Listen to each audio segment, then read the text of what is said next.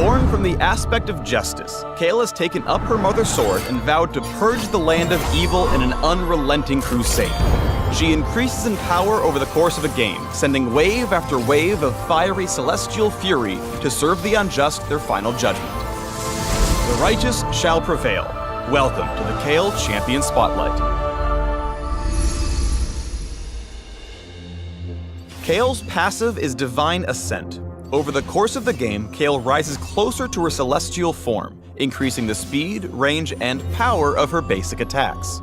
As evil grows, so shall I. At level 1, Kayle is fueled by Righteous Fury, and her basic attacks increase her attack speed.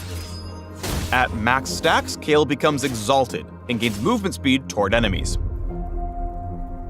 At level 6, Kayle flies on 2 sets of wings, and when exalted, her attacks launch flaming waves that deal bonus damage. At level 11, Kayle's helmet comes off and another pair of wings appear, signaling that she now attacks from range. At level 16, Kayle transforms into a true champion of justice, wielding 2 swords, becoming permanently exalted, and dealing true damage with her waves of fire. Kayle's E, Starfire Spellblade, has a passive and active effect. Passively, her basic attacks deal bonus magic damage. When activated, Kayle's next basic attack becomes ranged and deals a portion of the target's missing health as bonus damage.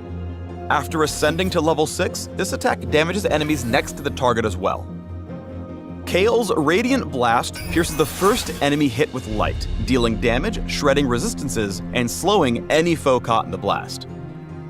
Celestial Blessing heals Kayle and a target allied champion, infusing them both with a burst of speed.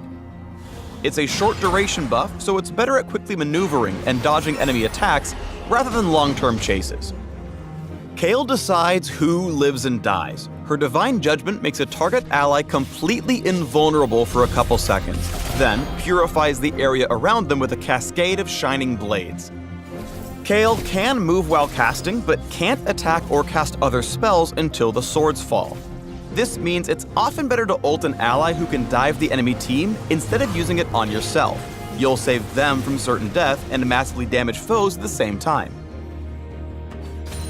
In order for Kayle to truly mete out justice, she must ascend to her final form as quickly as possible. However, her weak early game can be hell, so you'll need to play safe to avoid becoming superfood. Rely on Radiant Blast and Starfire Spellblade to farm from range. If you stray too close, or try to wing it in a fight, you'll be butchered where you stand. Calling on allies for aid can spare you the worst of your rough early game. Use Divine Judgment for a clutch intervention, then turn the fight in your favor and get the kill. The Righteous really shines once she reaches level 11 and starts to outscale enemies. Tower dives are no trouble thanks to Divine Judgment, and your rapid-fire attacks will melt enemies easily. Exaltations all around. Once Kayle's apotheosis is complete, take your crusade across the map for the final victory. Lead your own team into the fray, protecting critical allies while condemning your enemies to a swift execution. You'll win the teamfight just as you planned. If you want a glorious paladin who eventually becomes a godlike agent of punishment, rise with Kayle and serve them justice.